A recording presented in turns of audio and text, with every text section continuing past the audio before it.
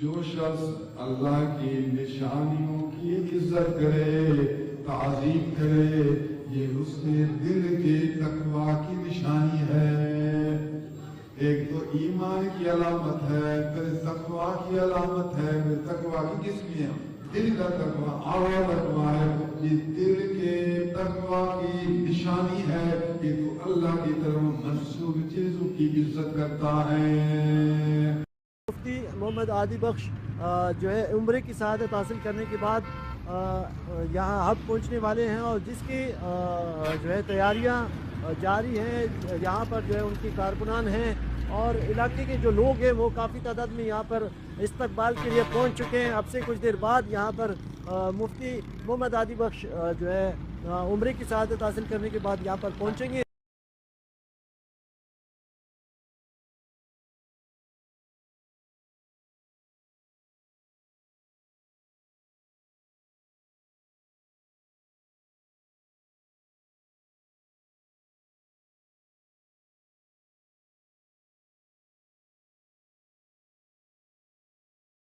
نبی کریم صلی اللہ علیہ وسلم کی احادیث مبارک، آپ کی شریعت، آپ کی سنت مطہرہ سے ہے، تو جو پیار کرتے ہیں اس معیار کی وجہ سے پیار کرتے ہیں، تو اللہ تعالیٰ آپ کو اس کا خیر عطا فرمائے گا۔ دنیا دار تو پھر دنیا کے ذریعے سے بدلہ دیتے ہیں، آپ اللہ رسول کی وجہ سے محبت کرتے ہیں، اللہ رسول کی وجہ سے اکرام کرتے ہیں، آپ اجر اللہ رسول دے گا۔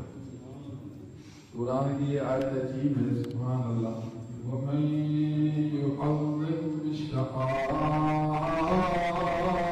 اللَّهِ فَإِنَّهَا مِن تَقْوَى الْقُلُوبِ۔ جو شخص اللہ کی نشانیوں کی عزت کرے، تعظیم کرے، یہ اس کے دل کے تقوی کی نشانی ہے۔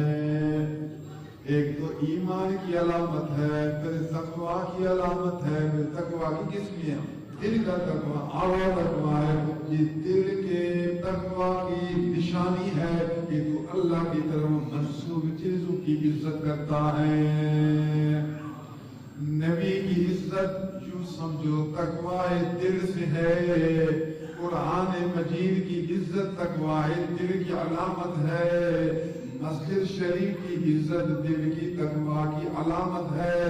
علماء ربانیین کی عزت بھی دل کے تقوی کی علامت ہے۔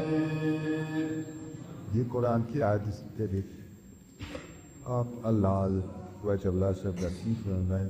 میں دعا کر سکتا ہوں، یہ ہمارے دوست کے اندر والے رشید بھائی، یہ ابھی کے پاس میں جاتے ہیں، مدیر کے پاس جاتے ہیں، کبھی فقیروں کے پاس بھی آئے، فقیروں کے پاس یہ بھی تھے تو دل کا نور ملے گا، یہ سرور دل کا ملے گا، سکون ملے گا، سکون ملے گا۔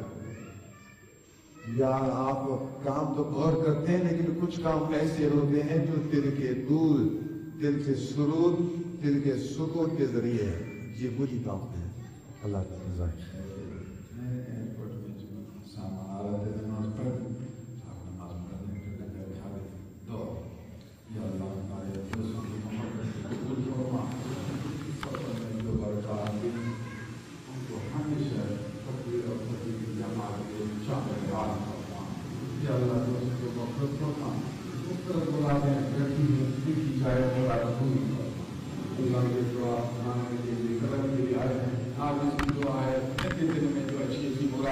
قبول فرما، دعائیں منظور فرما، دنیا آخرت کی بھلائیاں